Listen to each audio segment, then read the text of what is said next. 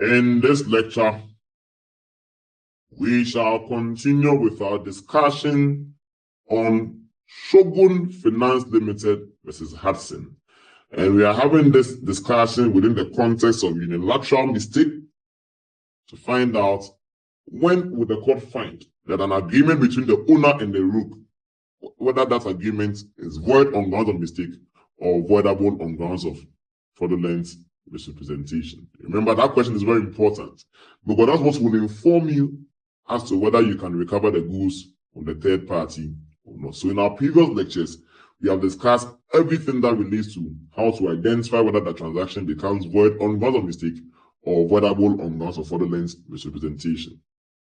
Now let us see what transpired in the case of Shogun Finance Limited versus Hudson. The facts have been summarized on the screen that you can see. Shogun is spelled S-H-O-G-U-N. Finance, F-I-N-A-N-C-E. Limited versus Hudson, H-U-D-S-O-N. What happened in this case? A rook applied to buy a Mitsubishi Shogun on hire purchase. But the rook described himself and gave his name as Mr. Delhab Patel. And an agreement entered into. The claimant agreed to supply this Mr. Patel with a car on hire purchase terms. Remember, the rook is not the actual Mr. Delhab Patel. The rook is a different person. And the rook is describing himself as Delhab Patel. And he gave the name as Delhab Patel. And an agreement, the claimant, who is Shogun Finance Limited, they agreed to supply Mr. Patel with the car on hire purchase terms.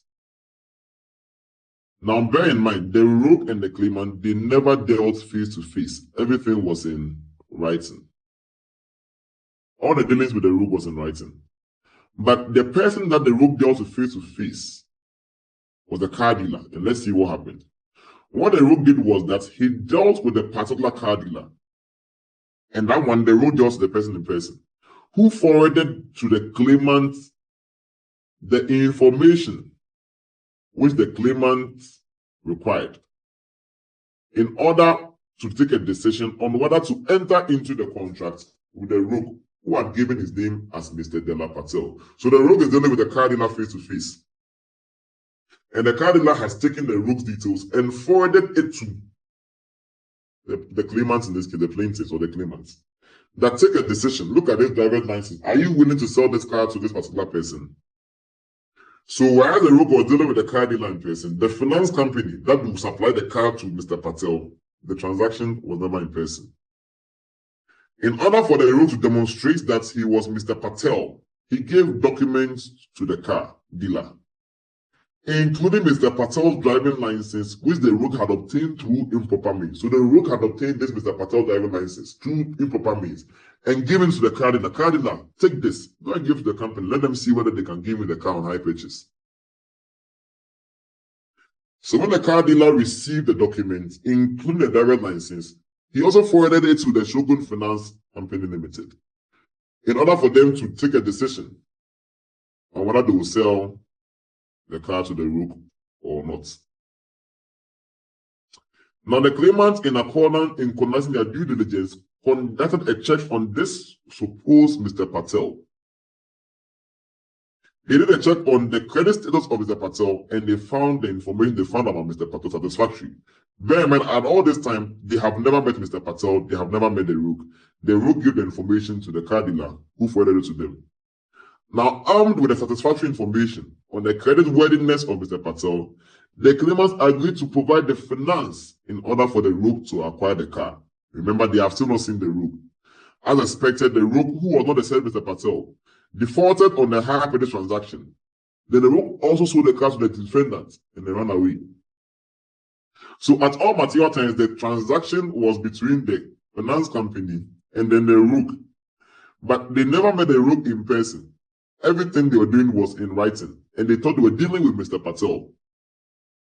Now, it must be noted that the defendants bought the car in good faith, not knowing anything about all these foreign transactions of the rook. Now, after the rook defaulted in paying on the hire purchase, the claimant identified the car to be in possession of the defendants. and they therefore brought an action to recover the car from that particular person. Now, as is expected, if they will recover the car from the third party, you know what the law says. The question will be whether the transaction between the owners and then the rook, whether it was void on grounds of mistake or voidable on grounds of misrepresentation. And as we've done already, you know when we did our recap, you remember we said that if it is a case of Phillips and Brooks,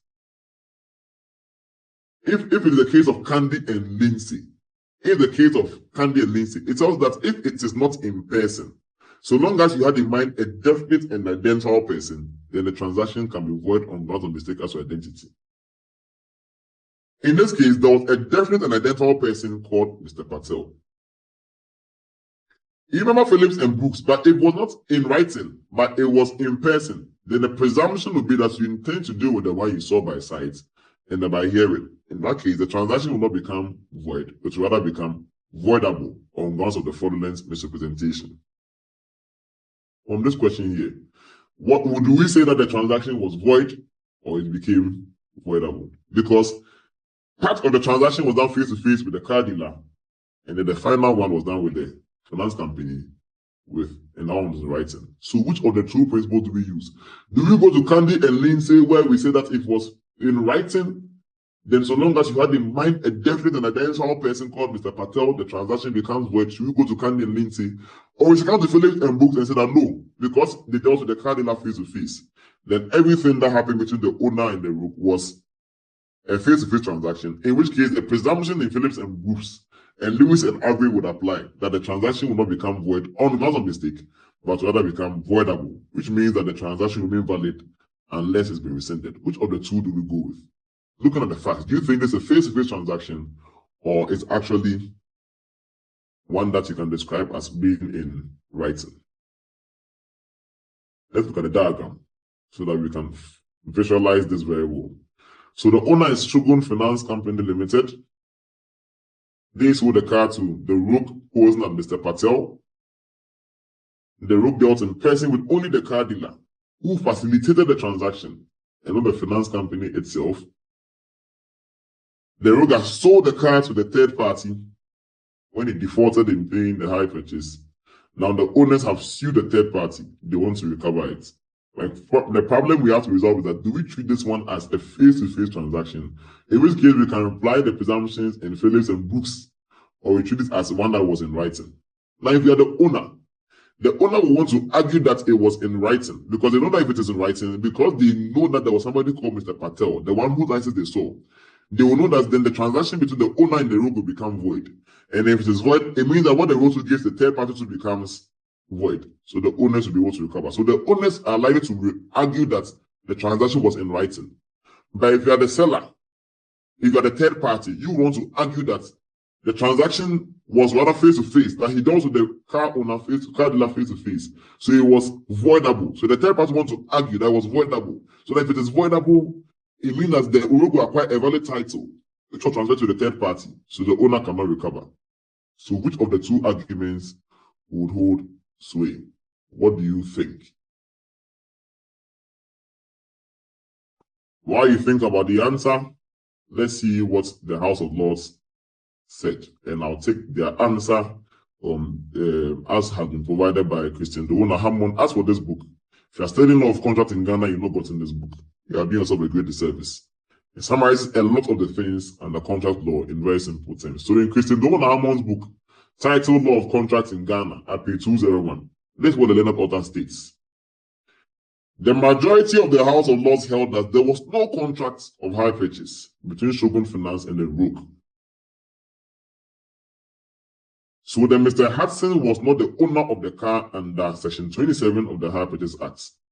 The finance company was entitled to avoid the contract on the basis of a natural mistake because it was clear that the finance company only intended to deal with the person whom, after carrying out the checks, they deemed to be creditworthy.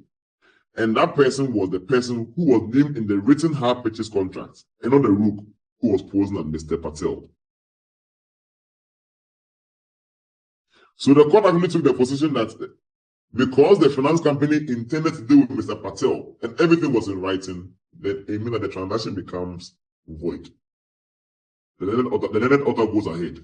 This decision appears to follow the principle in Candy and Lindsay that where the contract is not made inter presentis, there is no presumption that the owner intended to sell to the rook, where identity is of key importance to contracting. The majority held that this was not a contract inter presentis, since the apparent contract was formed with a finance company and not the car dealer with whom the negotiations were made. You see, the actual signing was not done with the car dealer. It was done with the finance company. So they were treating it as a contract which was in writing. So it was in writing and they had in mind a definite person called Mr. Patel. Then it means they had in mind a definite and identifiable person with whom they intended to contract. And therefore the transaction will become void on grounds of unilateral mistake. Now, this is what A1 McKendrick also says in his book about this case of Shogun Finance versus Hudson. And I'm sure you understand why this is very, very important, because this case helps you understand everything about whether it is face-to-face or it is in writing. So when you read A1 McKendrick's book titled Contract Law, page 15, the 15th edition, at page 68 and 69, this is what he has also had to say about Shogun Finance versus Hudson. And I quote, "The claimants brought an action in conversion against the defendants and the claims acceded. The defendants admitted that the rook and the finance company had dealt face-to-face, with the result that the presumption that party intends to contract with the person in front of him was applicable as the defendants, the third party. The basis of this submission was that the car dealer had acted on the claimant as a claimant's agent when communicating to the claimants. The submission was rejected by the majority in Shogun Finance versus Hudson. The rook had never had any face-to-face dealing with the claimants. He dealt with them in writing by submitting to them a written document for their acceptance or rejection. Nor could it be said that the car dealer had acted as an agent of the claimants in entering into the transaction. The car dealer was not an agent of the claimants for the purpose of entering into any contract on behalf of the claimants. Rather, he was a mere facilitator, serving primarily his own interests. On this basis, the contract between the rook and the claimants was a written contract.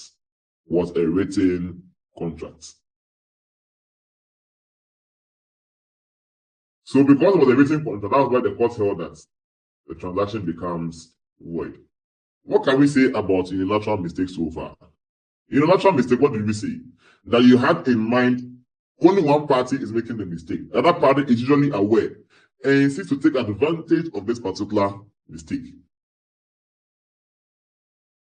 There are a number of cases that you can look at over there. Bolton and Jones, Candy versus Lindsay, Kings Norton Metal Company Limited versus Edridge. What did they all lay down?